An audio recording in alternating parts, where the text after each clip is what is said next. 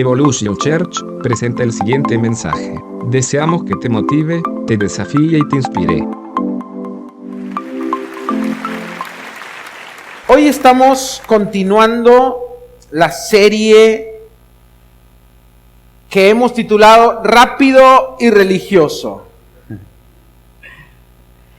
La vez pasada hablamos sobre la religiosidad desde un tipo de religiosidad que es el fariseísmo, ¿sí? Lo que nosotros imaginamos como un religioso. Pero la religiosidad tiene diferentes caras. Primero yo quiero decir a los que no escucharon la vez pasada que la religiosidad es un intento humano de ser mejor para Dios. Yo explicaba bien que no todos los que han sido religiosos lo hacen porque quieran, ¿sí? A veces nuestro entorno nos hace religiosos, a veces nuestra cultura nos hace ser religiosos, o la iglesia donde crecimos. Si nuestra iglesia donde nosotros nos convertimos es religiosa, vamos a tener esas actitudes y esa formación. Entonces, depende de cada uno de nosotros el poder ser libres de la religiosidad para tener lo genuino, ¿sí? Porque muchos piensan, si dejo de ser religioso, ahora voy a ser un libertino, un frívolo, un mundanote. No, porque si no es lo mismo realmente. Religiosidad es una manifestación de la carne, y la carne se puede manifestar como un místico, un hombre severo, una mujer que es estricta, o se puede manifestar de otras maneras, como libertinaje, como promiscuidad, etc. Entonces, quiero que entendamos bien que la religiosidad es una careta, es una máscara, es una postura que eventualmente con el tiempo, si nosotros no la atacamos, va a generar en nosotros hipocresía. Va a generar en nosotros un espíritu crítico, va a generar en nosotros conflictos, rebeldía, insatisfacción e incomodidad. Porque el que es víctima de la religiosidad no se siente a gusto ni consigo mismo, no se siente a gusto con los demás, no se siente a gusto con su iglesia, no se siente a gusto con los que le rodean. ¿Por qué? Porque la religiosidad no trae libertad, la religiosidad no trae poder, simplemente es una imitación de lo genuino, que ahora vamos a ver también en un momento de esta serie, vamos a ver lo que es lo genuino. Pero cuando hablamos de religiosidad, yo quiero hacer un paréntesis acá. ¿Cuántos han leído los evangelios, la historia de Jesús? ¿Alguno se acuerda de una vez que Jesús le trajeron a una mujer adúltera? Bueno, la ley, no la ley de los hombres, la ley judía, la ley de Dios decía, esa mujer adúltera fue encontrada adulterando. No es que dijeron, mira, por ahí dicen que María Magdalena o que fulana es una adúltera. No. La encontraron en pleno adulterio. O sea, efectivamente la mujer estaba engañando a su marido. Entonces la ley decía, la ley de Dios, la ley de Moisés decía que esa mujer tenía que ser apedreada. ¿Estamos hasta ahí? ¿Qué hizo Jesús? No la apedreó. Para los fariseos, la postura que Jesús tomó era como si Jesús estuviera permitiendo el adulterio. La postura de Jesús para los religiosos era, ¡ay, míralo a Jesús! Capaces, tuvo algo con la adúltera. No sé qué habrán pensado los religiosos de su época. Pero lo que hizo Jesús con la adúltera fue polémico. ¿Por qué? Porque la ley decía que Jesús la tenía que haber apedreado junto con los demás, pero Jesús dijo no. No es que Jesús justificó el pecado de la adúltera, Pero Jesús puso la misericordia de Dios por sobre la ley de Dios. ¿Se entiende? Y ese es el conflicto que a veces muchos tienen, como que, no, pero la Biblia dice, pero también la Biblia dice que la letra por sí sola mata. Si yo tomo la ley de Dios y le extraigo la misericordia y la compasión, ahí yo me convierto en un legalista. ¿Se entiende? Legalista viene de palabra ley. Un legalista es alguien que se apega a la ley al pie de la letra sin entender el espíritu de la ley. Entonces, todos los mandatos de Dios en la Biblia son para hacernos libres, pero no son para que nosotros nos condenemos a nosotros mismos. No son para que nosotros nos convirtamos en jueces. No son para que nosotros nos convirtamos en policías y en legalistas. Cuando no entendemos eso, es donde caemos en legalismo. Otro ejemplo de Jesús. Los fariseos por ley tenían que lavarse las manos y el cuerpo antes de comer cosas sagradas, antes de ir al templo. Tenían muchos rituales. Jesús, ¿qué hizo? Pues no se lavaba las manos. Y se enojaron con él. Los fariseos le dijeron, ¿cómo? Yo vi que tus discípulos no se lavan las manos. Y Jesús les dijo, no es lo que entra al cuerpo lo que contamina al hombre, sino lo que sale del cuerpo. Ahora, Jesús estaba contra, era un ritual de limpieza. El lavado, el lavado de manos que se hacían los fariseos, todos los judíos, era un ritual de limpieza, como diciendo yo me limpio ante Dios. No era algo malo.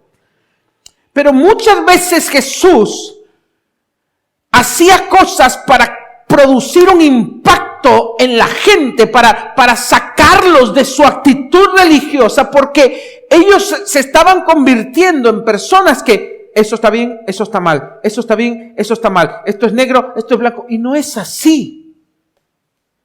La Biblia no se aplica así. El Espíritu de Dios es el que aplica la palabra. Ahora muchos dirán, ¿cómo? Entonces, depende del caso. Sí. Una vez le trajeron a Jesús un niño enfermo y los que son legalistas dicen, pecó.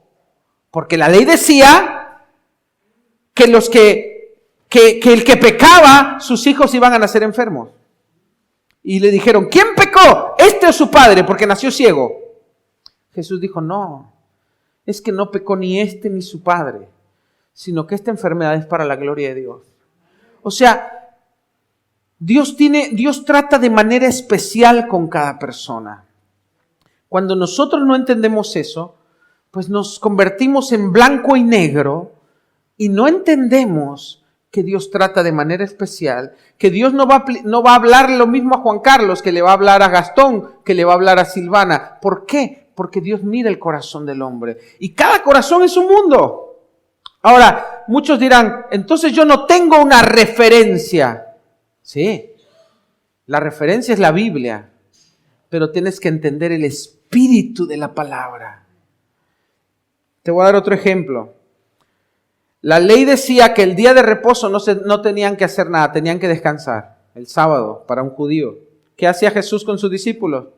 Pues recogían frutas, comían. Para los judíos, para un fariseo, eso era malísimo. ¿Cómo no vas a respetar el sábado? ¡Pecado! Ahora, uno dice, es una pavada. No, para ellos, vos podrías ser apedreado si te veían trabajando un sábado. Te podrían llevar a juicio. Era pecadísimo trabajar en sábado.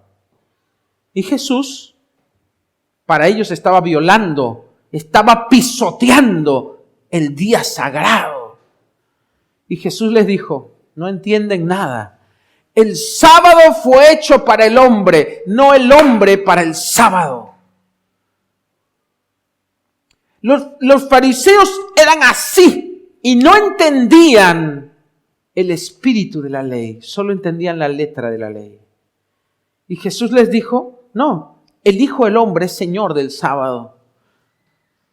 Entonces muchas veces Jesús provocaba un shock contra las posturas religiosas. ¿Para qué?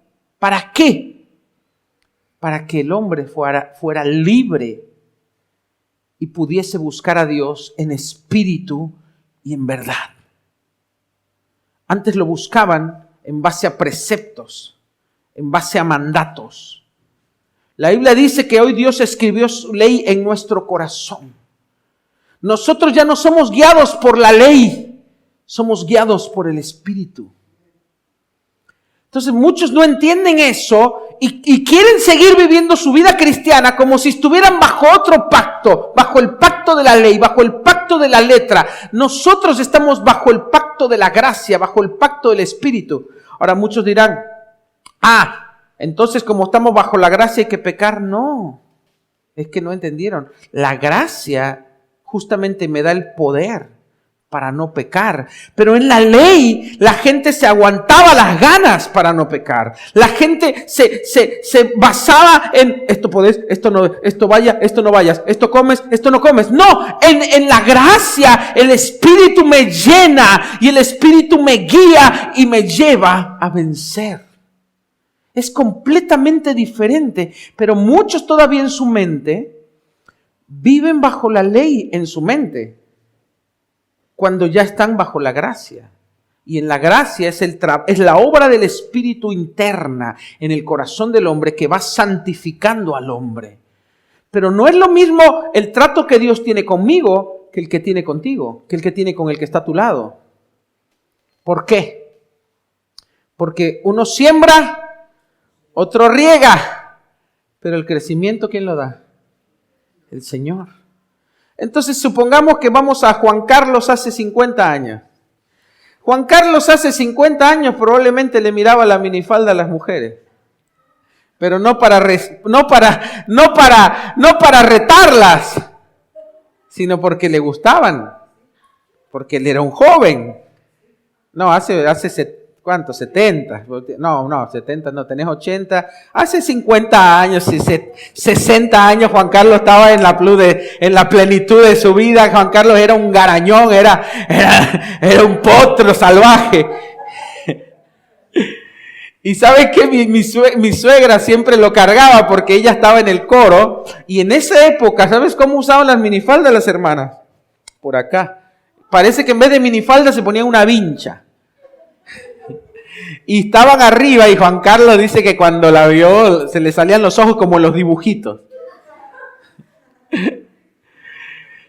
Carolina vio fotos y dice, yo nunca me pondría una minifalda de lo que usaban en esa época, las hermanas.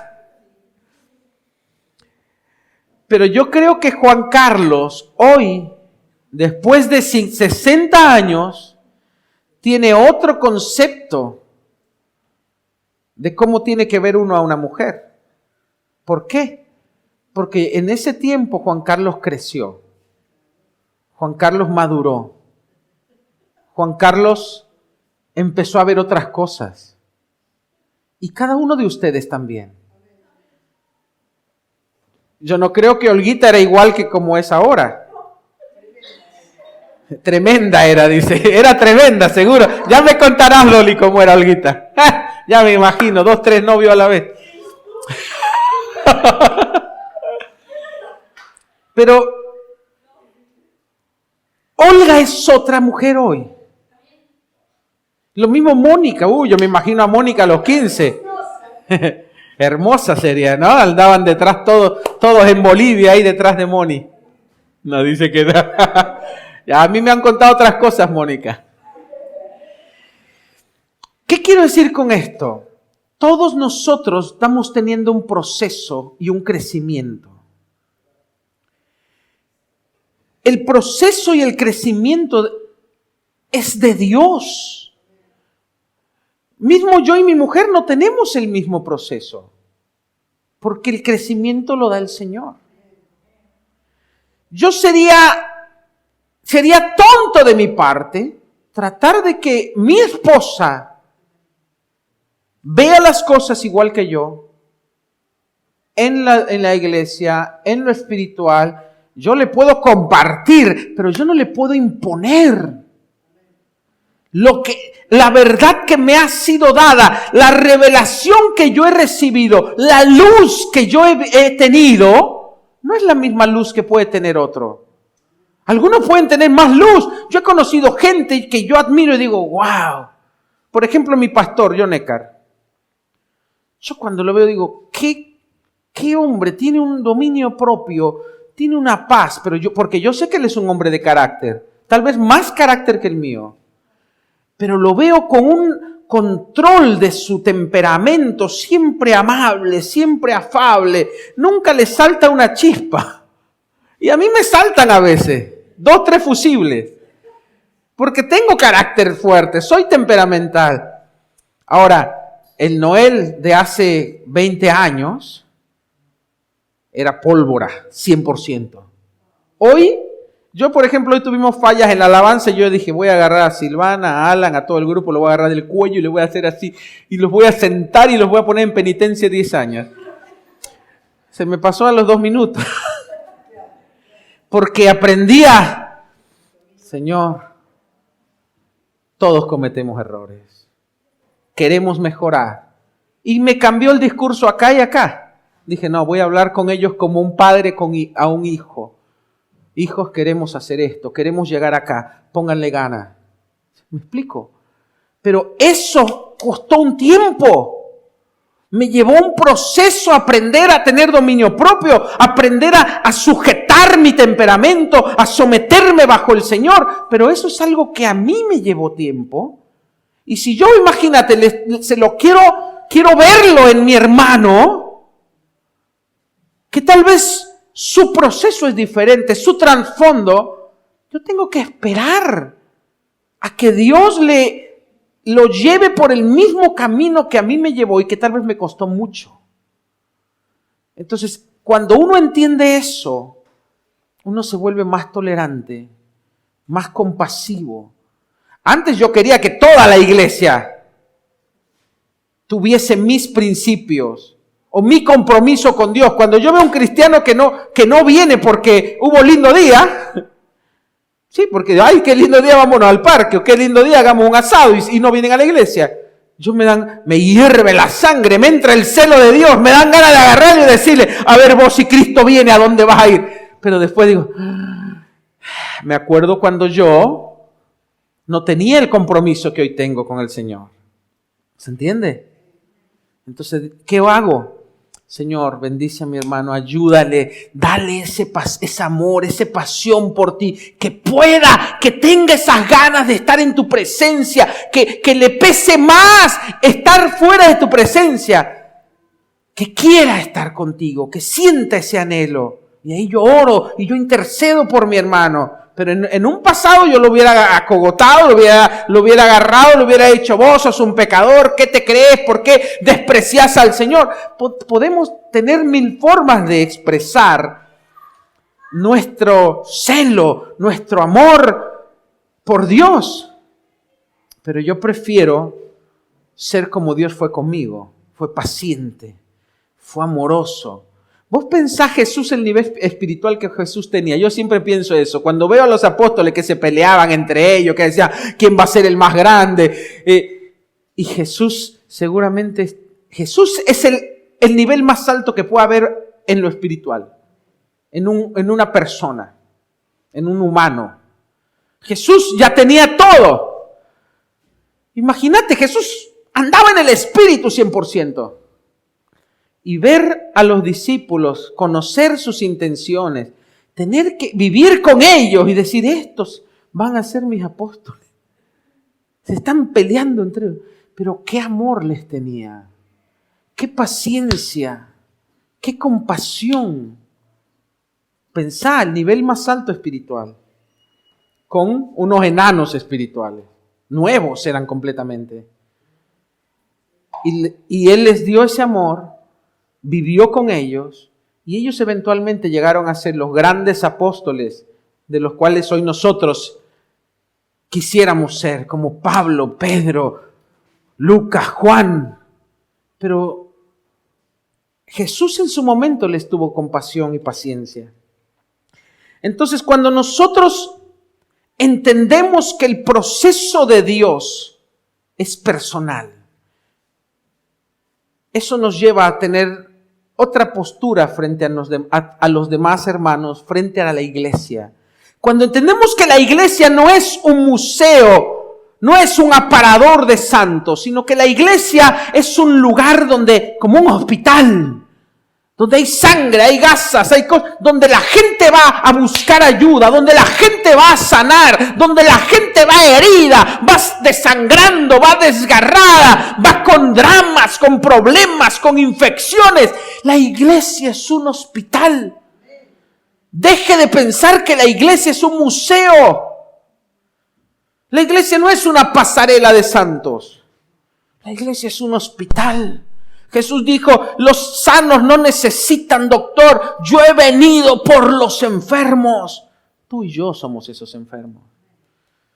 No le vayas a decir al que está a tu lado, sos una enfermita. Pero seamos honestos, todos estamos en un proceso de sanidad, de restauración. Ahora, si Dios te ha sanado y te ha restaurado a otro nivel, bien, ¿qué dice? El que es fuerte en la fe, sostenga al débil. El que es maduro, sostenga al débil, al más débil. No dice dele palo, véalo mal, no. Pero es una actitud que tiene que cambiar. Cuando eso cambia. Por eso yo empecé diciendo en esta serie, cómo yo dejé de ser religioso. Porque yo era religioso. Hubo un tiempo en que yo miraba a la gente así para abajo, a los enanos espirituales, a los carnales, a los tibios y a los mundanos, hasta que entendí que el proceso de Dios en mi vida es diferente que el del otro y que yo estoy para ayudarlo a levantarse y a crecer. Entonces yo fui libre de muchas cosas que me perseguían, que me hacían sentir incómodo. Cuando Jesús viene y trae estos shocks, yo sé que en uno de los temas que hablamos, en el panel de preguntas y respuestas, yo después de que me vi el video, pues yo siempre me veo después, porque lo editamos para ponerlo en vivo, y yo me hago mis propias autocríticas, dije, capaz no tendría que haber hablado de estos temas. Me quedé inquieto en mi espíritu. Y oré y en la noche le dije, Señor, hice bien es como que sacudí un avispero. Dije, ahora las avispas andan. Hice bien, Señor, en sacudir esto. Y Dios me dijo, sí. Y me llevó a Jesús cuando hacía estas cosas. ¿Vos crees que Jesús no sabía que estos se iban a calentar porque en sábado andaba recogiendo frutas? ¿O porque no se lavaba las manos? ¿O porque perdonó a la prostituta? ¿Vos crees que Jesús no sabía que los fariseos les iba a provocar un conflicto? Pero lo hizo igual. ¿Por qué? Porque Jesús estaba tratando de romper con una estructura mental en el pensamiento de la gente, donde la religiosidad se había apoderado a tal punto que nadie estaba fluyendo en la misericordia, en la gracia, en el perdón de Dios. Y finalmente lo que restaura al hombre no es la ley. Jesús sabía que la ley y la letra matan, porque te imponen una carga sobre tus hombros que no puedes cumplir. Nadie puede ser perfecto. Nadie puede vivir en santidad si no es por el poder del Espíritu Santo. Y la religiosidad te pone un peso en tus hombros que es imposible. La Biblia dice es imposible por cuanto para la ley fue imposible satisfacer las exigencias de Dios. Dios nos envió a su Hijo para que por su gracia nosotros caminemos delante de Él. Es la gracia del Espíritu Santo la que nos santifica y la que nos hace poder estar delante de Dios. Y eventualmente esa gracia que es el error de muchos. Muchos piensan que la gracia es un permiso para pecar. No han entendido. La gracia es el poder de Dios sobre mi debilidad, perfeccionándome y santificándome. En realidad, lo único que santifica a una persona es la gracia de Dios. Yo me acuerdo cuando yo era joven, todavía soy joven, pero cuando era más joven, yo luchaba con muchas cosas en mi adolescencia. Yo me convertí a los 15 años. A los 17, 18, imagínate, estás en la carne total. Tus emociones y tus sentimientos están a flor de piel. Y yo me acuerdo que yo luchaba porque yo quería guardarme en santidad para el Señor. Y había luchas personales que no podía vencer. Y luchaba como muchos jóvenes les pasa. Y no vencía. Pero yo quería agradar a Dios, pero mi cuerpo, mi carne, como decía Pablo, ¿quién me librará de este cuerpo de muerte? Yo decía, no puedo. Yo quiero agradarte, Dios, y no puedo.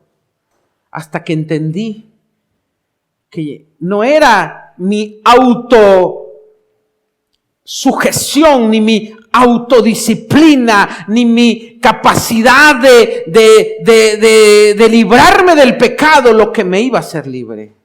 Yo estaba luchando en mis fuerzas, en mi carne, tratando de agradar a Dios. Eso es religiosidad. Cuando yo entendí que la Biblia dice, por el Espíritu, haced morir las obras de la carne.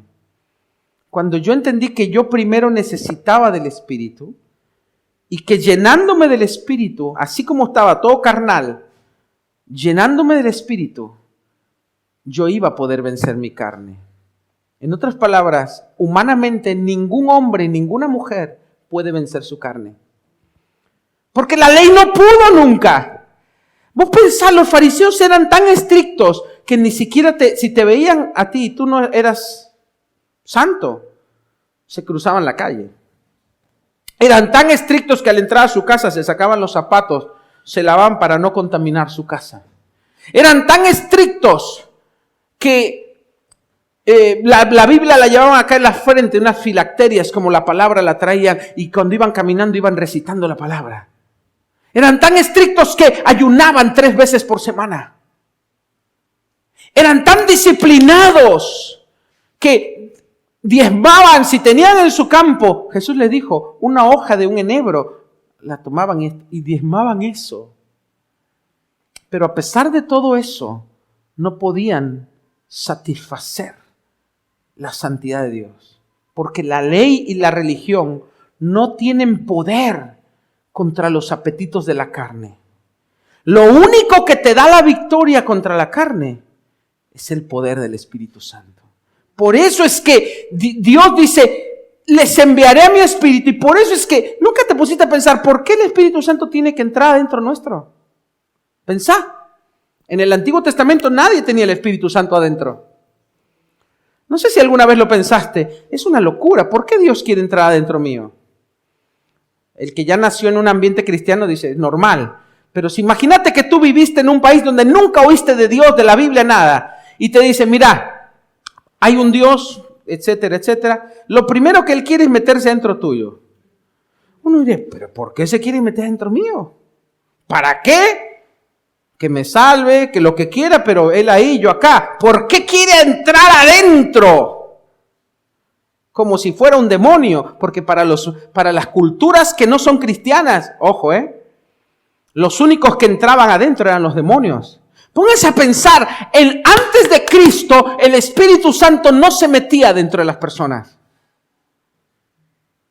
Los únicos casos que había eran la posesión demoníaca. Cuando Jesús trae eso, dice, a partir de hoy el Espíritu vivirá en vosotros. Era como raro. ¿Por qué Dios quiere entrar adentro del hombre?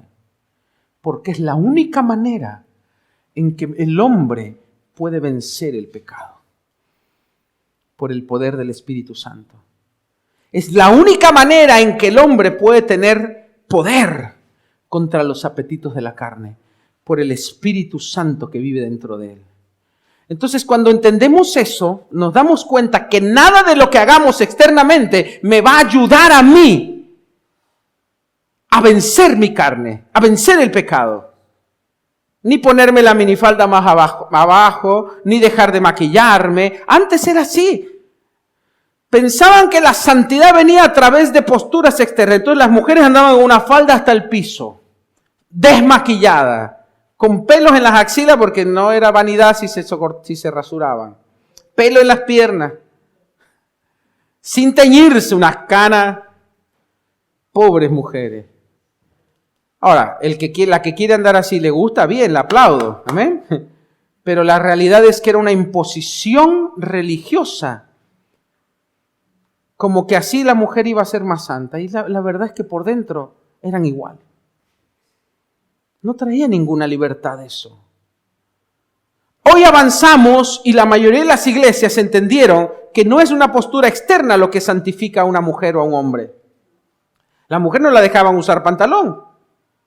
Como que, viste, la Biblia dijera que no use pantalón. Y siempre tomaban, porque siempre tenían algún versículo, lo retorcían para justificar que la mujer no tiene que usar pantalón. Seamos honestos, en la Biblia no había pantalones, no existía. En realidad todos usaban falda. Entonces que los hombres usen falda. Si quieren ser así, ¿no? Todo falda. Imagínate a Gastón con una minifalda.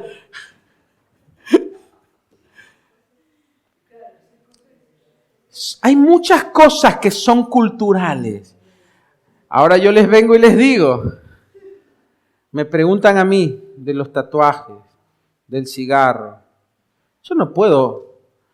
Hay una parte en la Biblia que dice, cualquiera que añada o quite será culpable, sea anatema de maldición. Yo tengo temor, digo, yo no voy a añadir porque los demás añaden. La Biblia no dice, son interpretaciones que le han dado para justificar una postura cultural, porque no me gusta el que fuma, entonces yo digo, el fumar es pecado. ¿Y de dónde? Y los religiosos pensan, ¿y cómo justificamos que no dejamos que el cristiano fume? Y digamos, a ver, búscale, no dice nada de fumar, no. No, el templo, el cuerpo, sí. Y se sacan un versículo, le hacen un trabajito para condenar a este hermano. Pero mientras estamos condenando este pecado, nos estamos tragando el camello, porque dice, los fariseos cuelan el mosquito y se tragan el camello. ¿Qué nos estamos tragando? Los diáconos andan fornicando, andan con una con otra, eso no importa. Los pastores andan robando dinero de la iglesia, eso no importa. Las hermanas son unas chismosas, eso no importa. Esos hermanos están llenos de orgullo, eso no importa. Estos hermanos son murmuradores, hablan contra peste, contra la iglesia, contra los pastores, eso no importa. Y la iglesia está llena de pecado porque colamos el mosquito y nos tragamos el camello. Por eso Jesús les decía a los fariseos estas cosas para provocar un shock espiritual y que entiendan que sí, Dios quiere que tengas el templo limpio, pero Dios quiere que tengas el corazón limpio. ¿Se entiende? Entonces yo no estoy diciendo, hermanos, a partir de mañana todos fúmense un pucho. No, el que lo hace me entendió mal. Esto contamina mi cuerpo. También, el pastor Juan Carlos dijo una marca, también la comida chatarra contamina mi cuerpo. También no hacer ejercicio hace que destruya mi cuerpo. Está al mismo nivel. Ahora, ¿condenamos al que se está morfando 2 alfajores? No, es más, le dimos, dame uno. Pero si viéramos a un hermanito que se sale allá afuera y se está fumando un pucho, este carnal, este pecador, este mundanazo, y yo me voy tomando 2 alfajores y me voy directo a la comida rápida. ¿Se entiende? Pero tal vez ese hermano tiene un problema que está contaminando su cuerpo, pero tal vez ese hermano no hace otras cosas que el que lo condena hace. Porque la Biblia no dice que lo que contrista al Espíritu Santo sea el que contamina su cuerpo. Pero mi Biblia dice, quítese de ustedes toda gritería, gritos, toda mala palabra, todo enojo, toda ira, toda contienda, toda división.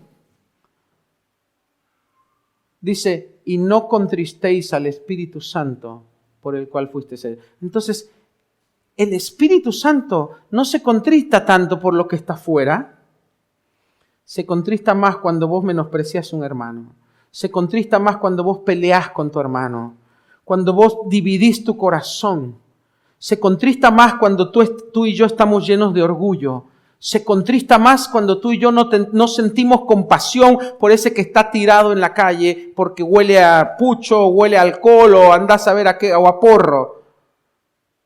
Yo me acuerdo cuando el pastor Juan Carlos, él siempre cuando cuenta esto casi se quiebra y llora, porque cuando él era un niño, su familia era tan pobre que lo enviaron a vivir a él al hermano con un pastor. Y este pastor se levantaba a las 2 de la madrugada, se ponía su saquito y los llevaba a los 2 nenes, dice, vamos a predicar, y se iba a los bares en pleno corriente, se metía dentro de los bares y hablaba la palabra de Dios. Y dice que cuando iban en la calle sacaba su pañuelito, lo ponía en el piso, se arrodillaba y empezaba a orar por el borracho que estaba ahí tirado. Eso es el amor de Cristo. Eso no lo hacemos.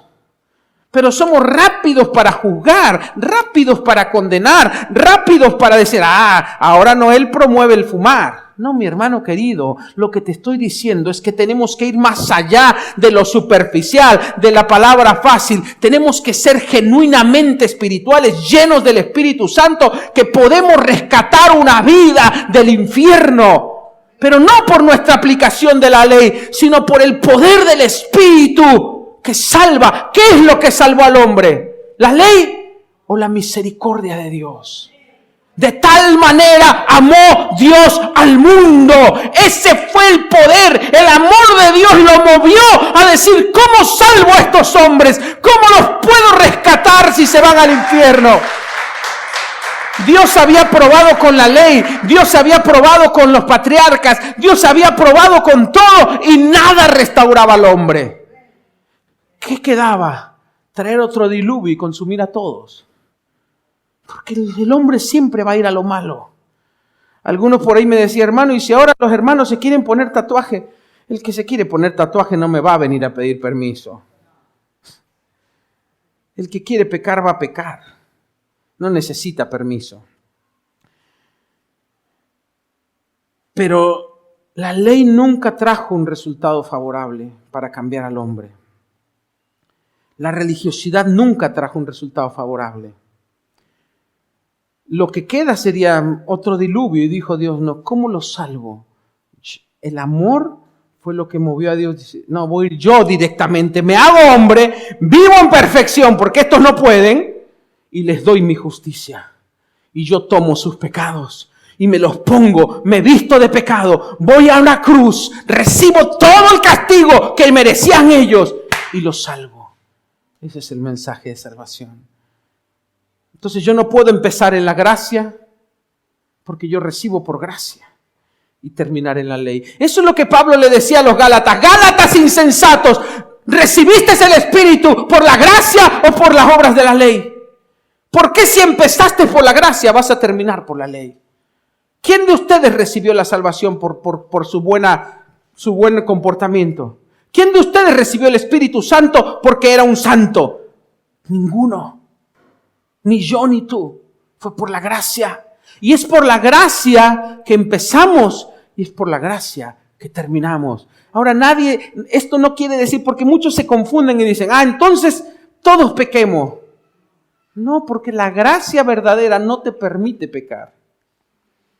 La gracia te humilla al punto de decir, yo no merecía esto. Yo no merecía el amor de Dios. Yo no merecía su espíritu. Yo no soy nadie. Siempre fui lo peor. Pero su gracia me salvó, me escogió, me tomó de detrás de las ovejas, me hizo sentar en el medio como un príncipe de su pueblo. Es su gracia la que me limpió. Es su gracia la que me perdonó. Yo era un cabeza dura. Yo era un pecador. Yo era lo peor y Dios me tomó, me limpió, me santificó y me hizo estar delante de su presencia y yo nunca hice nada. Y esa gracia hace que mi corazón esté agradecido al punto que yo nunca voy a querer lastimar el corazón de Dios. Entonces yo ya no me cuido solo de un cigarrito, yo no me cuido solo yo cuido hasta los pensamientos y las intenciones de mi corazón, porque no quiero contristar a aquel que me amó tanto. ¿Se entiende? La verdadera gracia te santifica mucho más que la ley. Que el autodominio, que la autosujeción no sirve. Es la gracia la que te lleva a vivir una vida agradable a Dios, a vivir una vida íntegra, a vivir... Yo, por ejemplo, el que es religioso anda con su esposa y pasa uno y la mira así, la mira y qué lindo, que dice, por dentro dice eso. El que anda en la gracia va con su esposa y ni siquiera se permite ver otra cosa. Ni siquiera se permite un pensamiento, ni un sentimiento en contra. ¿Por qué? Porque yo quiero agradar a mi Señor y por eso honro a mi esposa. ¿Se entiende? Yo ni siquiera veo a una mujer en la tele. Yo veo que algo sale y volteo mi mirada. No me importa que me digan lo que me digan. Yo volteo la mirada porque yo quiero honrar a mi Dios. Porque yo quiero honrar a mi esposa. Pero el que anda en la ley, cuando lo ven no lo hace. Pero cuando no lo ven hasta se le escurre la baba. Porque hacemos las cosas de manera carnal.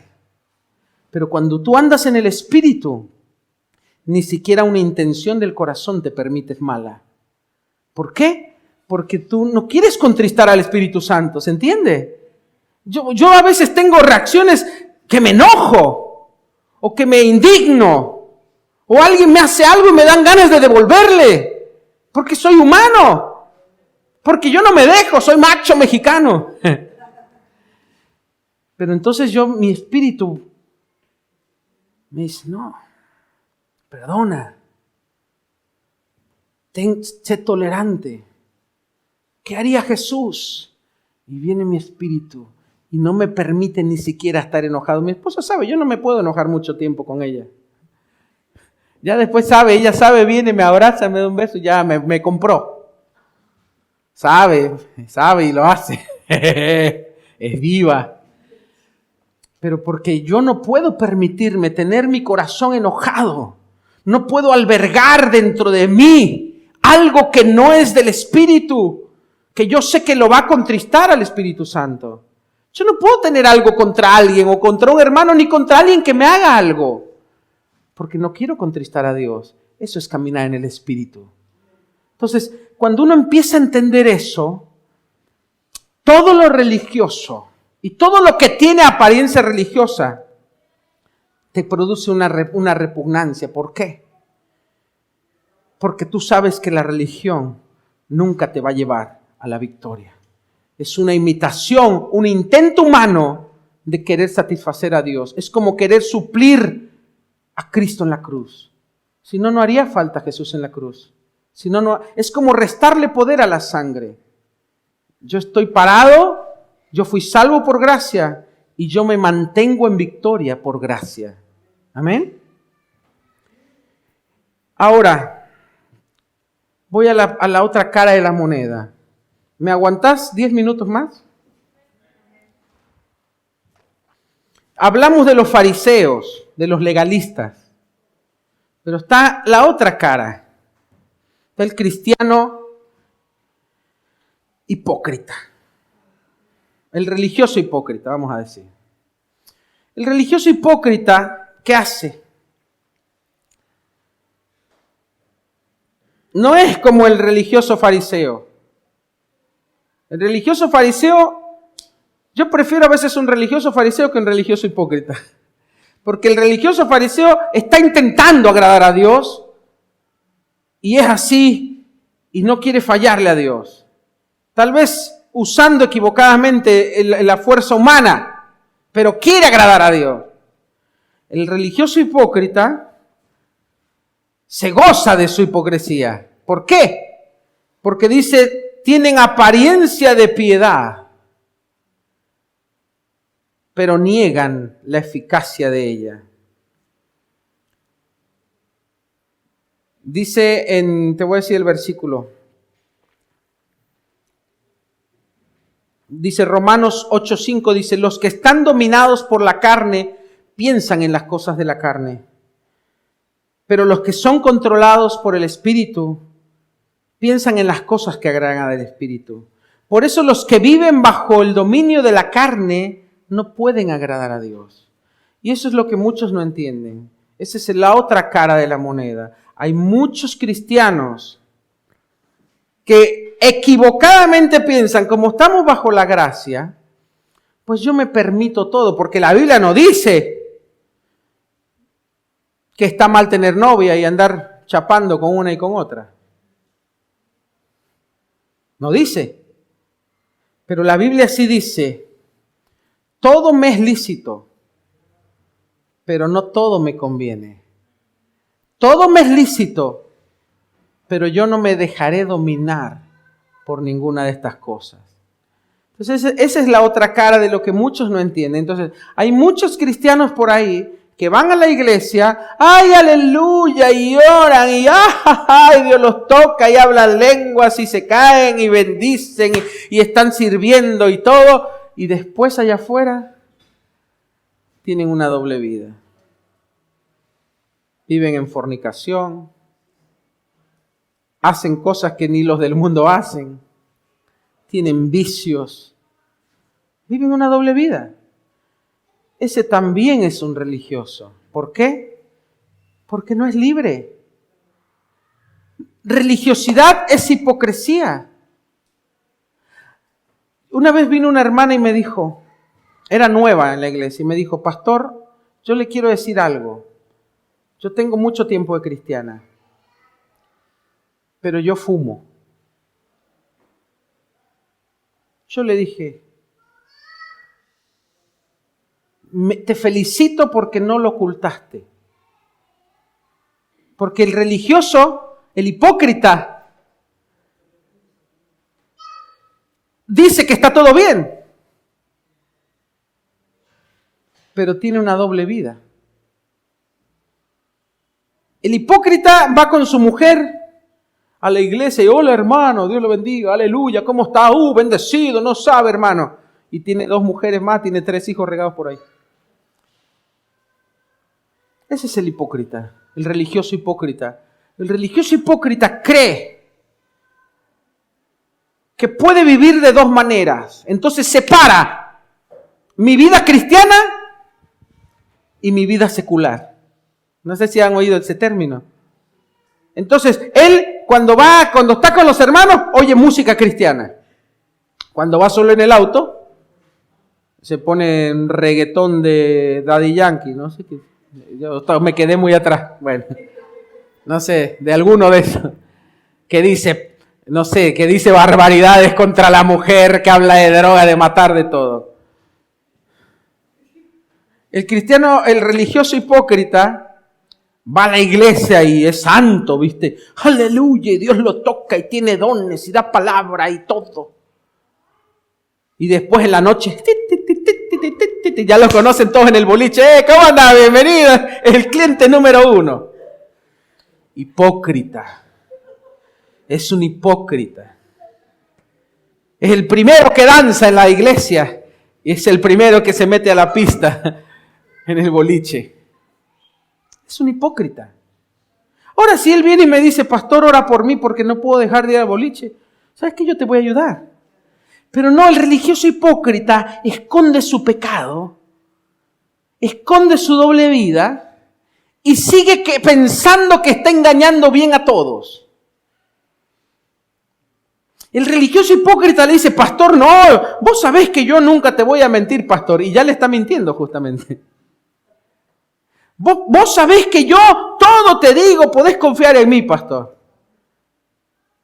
Y el pastor le pregunta, che, pero vos no hiciste esto. No, ¿cómo crees? No, yo estoy bien, soy fiel a Dios, contá conmigo.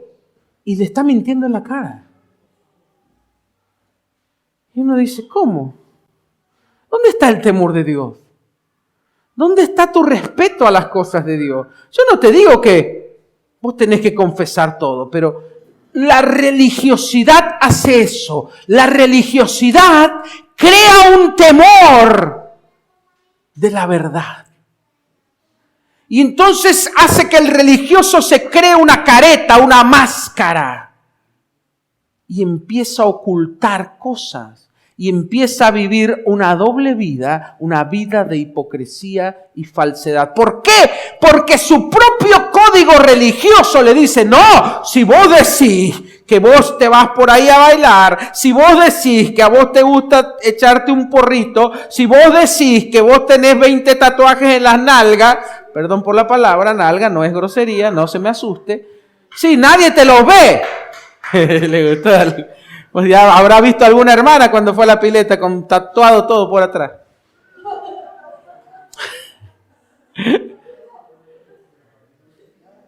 No podemos ser así. Y sabes que la iglesia está lleno de eso. Ahora muchos me atacarán, mirá, el pastor que usa jean. ¿Sabes que esto no me define? Yo puedo venir con corbata y saco y voy a ser el mismo. Es más, hace unos años usaba corbata y saco. Pero me da lo mismo, porque yo sé que lo que me pongo no me hace quien soy. Yo hago a lo que me pongo. Pero algunos a veces están los que se asustan. No, ¿cómo el pastor dice esto? Están los otros que se asustan. ¿Cómo el pastor no dice lo otro? Ninguna forma de la expresión de la carne sirve. Ni el mojigato ni el libertino. No sirve ninguna de las dos, porque las dos posturas te privan del poder de Dios. Las dos posturas te privan de vivir una vida genuinamente en libertad y en poder, una vida en el Espíritu, una vida en santidad. Son dos imitaciones baratas de lo que Dios quiere para su pueblo. Dios quiere que seamos cristianos genuinos, que cuando fallamos lo sepamos decir y sepamos decir, pastor, ayúdame, hermano, ayúdame porque quiero ser libre, porque quiero tener victoria. En vez de decir, me pongo una careta, sigo fingiendo que está todo bien y por dentro me estoy pudriendo. Eso no sirve. Entonces, tenemos que entender que por un lado la ley no me va a hacer libre. Pero si yo soy hipócrita, la ley sí me va a condenar. No sé si me explico. Hay gente que piensa, como estamos bajo la gracia, total, mis pecados no tienen consecuencias. No, es un error. Yo te voy a decir un paréntesis, espero que no se asusten los que ven en internet. Yo no sé cómo pasa en otras iglesias o en otros ministerios, pero en nuestro ministerio hemos tenido casos de gente que ha muerto. Yo a veces decía, lo diré, no quiero asustar a nadie. Pero tengo ya una lista en diferentes lugares de gente que ha muerto, de gente que está viviendo situaciones tremendamente horribles, bajo enfermedad, bajo juicio, bajo castigo, porque no han sabido ser temerosos de la gloria de Dios. Y esto yo no lo estoy inventando, se lo pueden preguntar a los pastores. Es más, teníamos hermanos en otras iglesias que estaban sirviendo y que hoy ya no están, porque no tuvieron temor a tocar la gloria de Dios y a la vez vivir una doble vida. Hay muchas personas que se han ido de la iglesia despotricando contra Dios, contra la iglesia y el ministerio. ¿Y sabes qué? Cuando Pedro le dijo a Ananías y Zafira, tú no mentiste, hombre, porque ellos pensaron, ¿cuántos saben la historia de Ananías y Zafira? Eran dos hermanos que vendieron un terrenito y toda la iglesia estaba dando algo al Señor para que se construya, se avance la obra de Dios. Entonces estos vendieron una herencia y dijeron, habían dicho, Señor, te vamos a dar toda esta herencia. Se habían, llenado la boca diciendo, no, nosotros vamos a dar esta herencia al Señor. Y después cuando recibieron la herencia, vieron que era mucha, dijeron, no, es demasiado, saquémosle. Y dieron una parte nada más. Y cuando vienen con la ofrenda, Pedro el apóstol le dice, ¿eso es todo lo que le van a dar a Dios? Sí, esta es la herencia. Y ahí Pedro, lleno del Espíritu Santo, dice, no le están mintiendo al hombre. Ellos pensaban que le estaban mintiendo al hombre. Pedro le dice, no, están mintiendo al Espíritu Santo. Y en ese momento ellos cayeron muertos. Ahora, eso no sé si pasa en todas las iglesias, pero yo sí he visto que pasa en una iglesia donde los que están sirviendo son verdaderos hombres y mujeres de Dios, que viven en integridad delante de Dios, que tienen temor a Dios. Entonces yo no sé si en nuestra iglesia, ustedes saben que yo nunca los condeno, a nadie. Yo estoy para ayudarte, pero sí tengo que advertir, tenés que tener temor. Cuando estás sirviendo a Dios, o cuando estás cerca, o estás en un ministerio donde la gloria de Dios se manifiesta, donde hay profecía, donde hay revelación, donde hay poder del Espíritu Santo, tenés que caminar en temor y en integridad. Porque yo no sé si en tu iglesia donde creciste o en otras iglesias vos ves que se hacen macanas y no pasan nada. Aquí sí pasa. Porque los pastores estamos orando, porque los líderes estamos día y noche. Yo he tenido que entregar a Satanás a un par de personas. No porque yo lo quiera, porque está en la palabra. Y cuando yo veo que una persona se va a apartar al punto de que va a ser una mancha al cuerpo de Cristo y de que esa persona va a terminar llevando su vida a un camino que no agrada a Dios, yo he tenido que decir, Señor, te entrego a esta persona para que la disciplines. Pero 2 ocasiones tuve que decir, Señor, yo entrego a esta persona a Satanás. Como lo dice el apóstol Pablo, que entregó a Satanás, a Himeneo y a Alejandro para que no blasfemen, para que aprendan a no blasfemar. ¿Y sabes qué? Una de esas personas murió.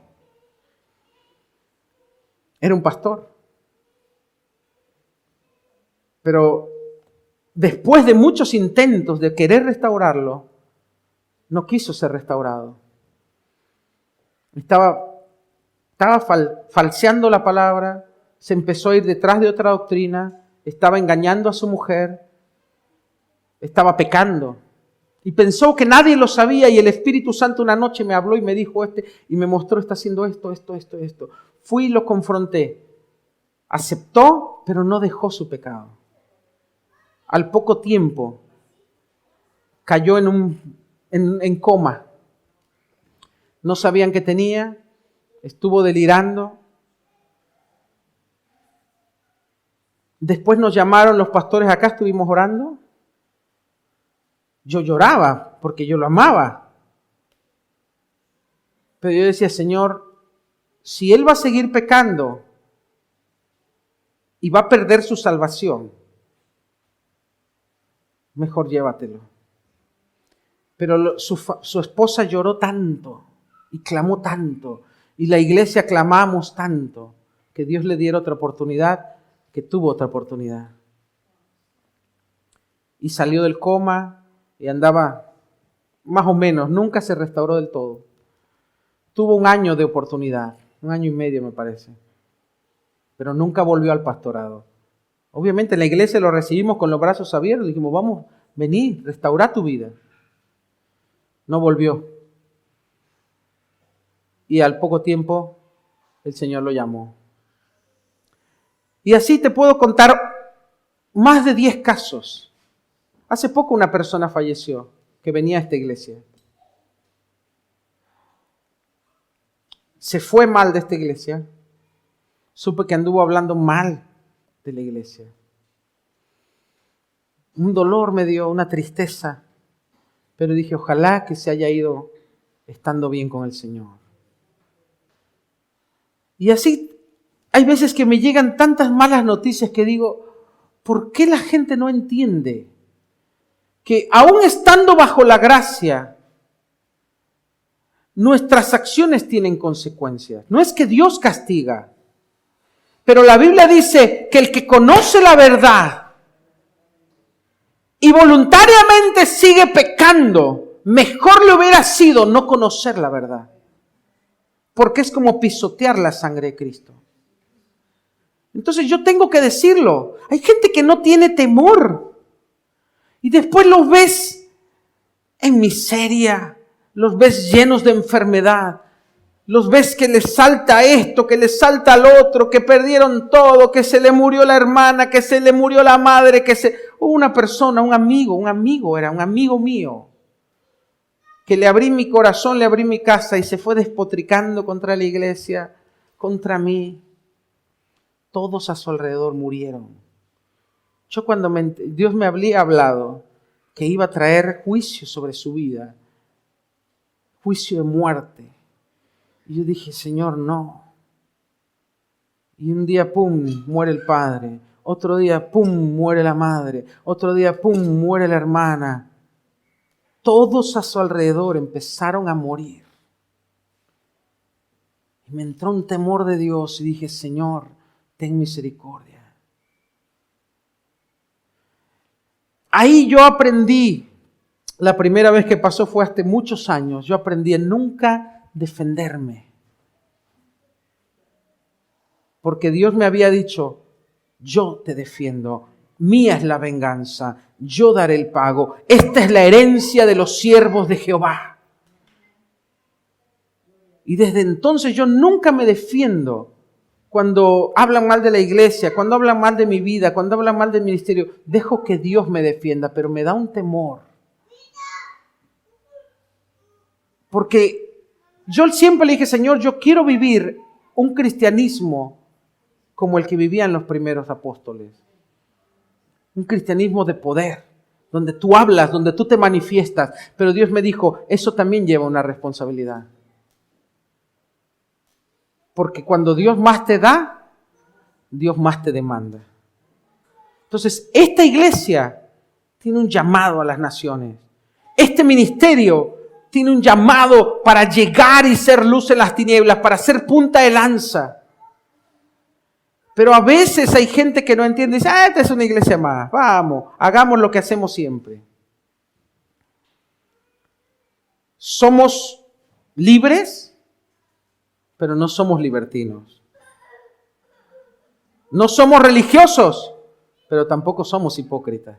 ¿Se entiende? Creemos en el poder de Dios. Creemos en vivir en santidad. Entonces, los que quieren ser parte de esta casa tienen que saber algo. Nunca te vamos a condenar. Siempre te vamos a ayudar y abrazar para que tú salgas.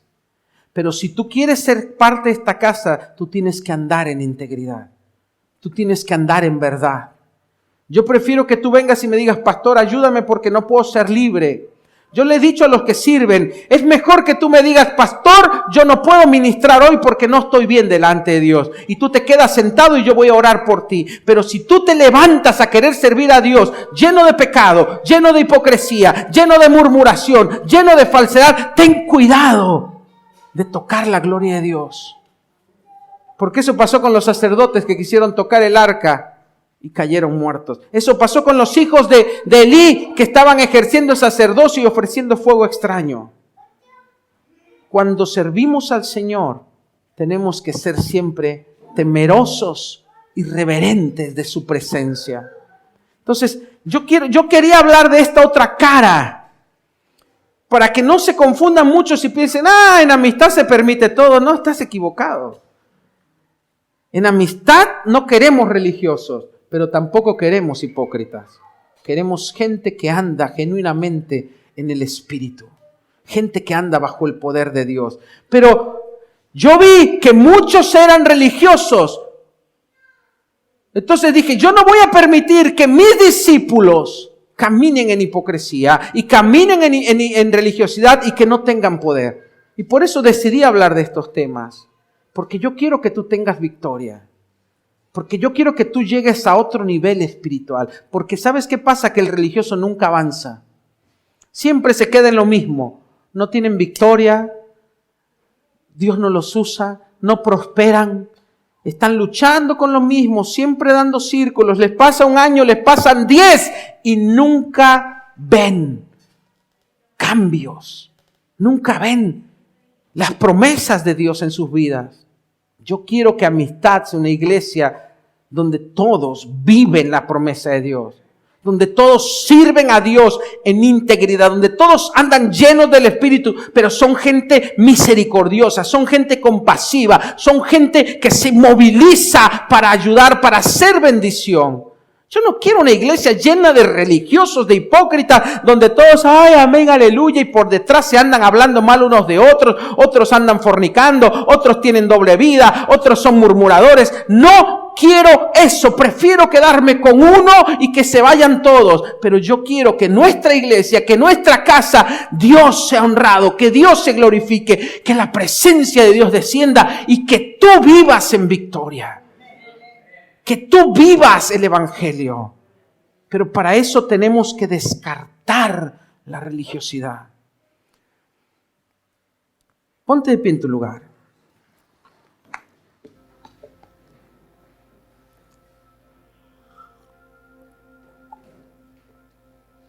Antes de empezar nuestra iglesia, Dios me dio la oportunidad de predicar en todo Buenos Aires. Estuve 2 años, ¿no, Juan Carlos? 2 o 3 años. Estuvimos predicando zona norte, zona sur, zona oeste. Todo Buenos Aires lo barrimos de pe a pa. José Sepa, General Rodríguez, por allá por Garnica, anduvimos por Pilar. Todo Buenos Aires. No hubo iglesia donde no hayamos llevado la palabra de Dios con Juan Carlos. Pero pude ver muchas cosas que yo dije, yo no quiero esto.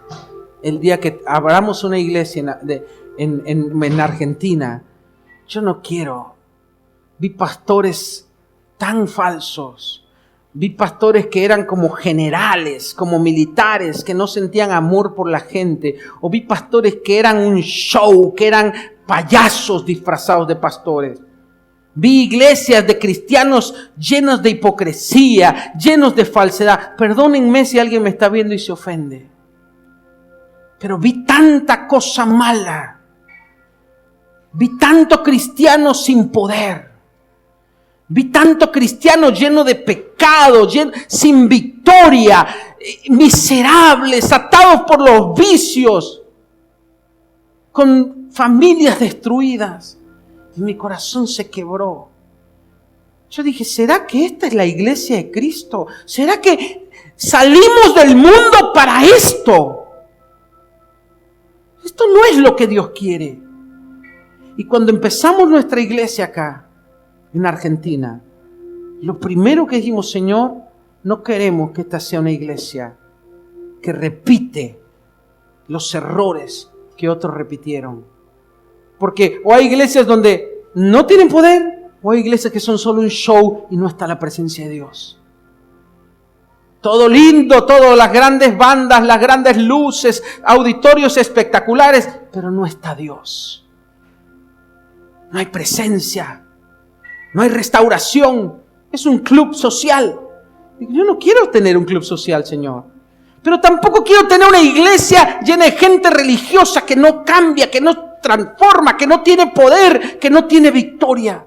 Cristianos que por años están lo mismo, pidiendo oración por lo mismo. Nunca vencen, nunca cambian, nunca salvan sus familias, nunca tienen prosperidad, nunca tienen libertad. Yo no quiero eso. Entonces hicimos un compromiso con Juan Carlos y después con los pastores que llegaron. Les dijimos, queremos que nuestra iglesia sea genuina, aunque nos cueste mucho. ¿Y sabes qué? Muchos han venido y se han ido por eso. Porque hay mucha gente que solo busca sentarse y que no lo molesten. Hay mucha gente que busca un show. Hay mucha gente que quiere seguir viviendo una vida hipócrita y no cambiar nunca. Y decir, ay, qué linda iglesia, y me voy, que nadie se meta conmigo. No, aquí vas a ser desafiado. Aquí vas a ser confrontado. Pero no para condenarte, sino para que crezcas, para que avances. Yo quiero que tú tengas victoria. Yo quiero que tú alcances tu potencial. Yo quiero que tú cumplas tu propósito en la tierra. Tú eres alguien especial. Eres alguien que Dios llamó y que Dios predestinó con un propósito. Pero para eso lo primero que tenemos que ser es genuinos. Es ser verdaderamente 100% de Dios. Entonces yo quiero dar la oportunidad a muchos que tal vez viviste malas experiencias en el pasado, o en otras iglesias, o con otras personas que te estafaron, que te engañaron, o que te usaron, o que te lastimaron. Y quiero que dejes eso atrás. Y que hoy tú puedas abrir tu corazón para decirle: gracias, Señor, porque puedo estar en esta casa, porque busqué mucho tiempo y encontré un lugar donde yo puedo crecer, donde no somos perfectos, pero nuestro corazón es 100% sincero de querer agradar a Dios, de querer honrar a Dios, de que estamos dispuestos siempre a crecer, a madurar y a aprender. Pero no quiero que te quedes estancado. Yo veo a muchos de ustedes que ya a estas alturas tendrían que estar en otro nivel espiritual, que tendrían que haber alcanzado ya otras cosas en su vida y que se han quedado. Es tiempo de avanzar. Es tiempo de sincerarse con Dios. Es tiempo de decirle: Señor, yo quiero servirte. Yo quiero rendirme con un corazón completo. No quiero ser ni un religioso fariseo ni un religioso hipócrita. Quiero ser genuino. Quiero ser espiritual. Quiero honrarte con mi vida. ¿Cuántos le pueden decir eso al Señor? Levanta tus manos ahí en tu lugar. Padre, anhelamos un avivamiento en Argentina. Anhelamos un avivamiento en nuestra ciudad. Pero sabemos que los avivamientos siempre empiezan en el corazón de las personas. Anhelamos un despertar en nuestro corazón. Señor, no queremos vivir un cristianismo libertino, un cristianismo moderno, un cristianismo que es un show carente de poder. Pero tampoco queremos un cristianismo religioso, lleno de falsedad y de hipocresía. Queremos, Señor, ser genuinos.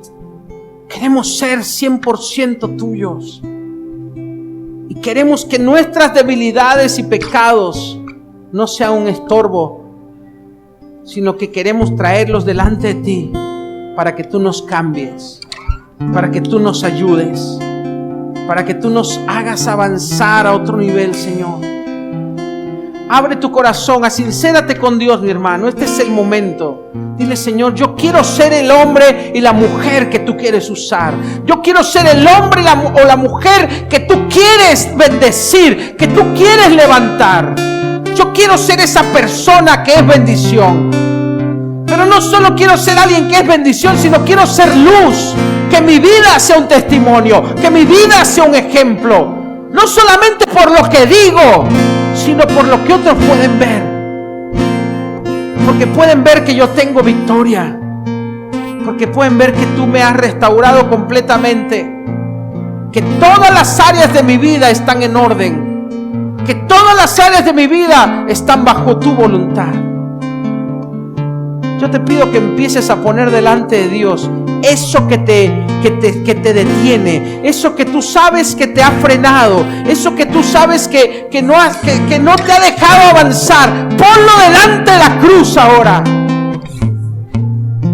Si tienes vicios, si tienes ataduras, o tal vez has llevado una doble vida estando aún en la iglesia, este es tu tiempo y tu oportunidad de decirle: Señor, no más, no más.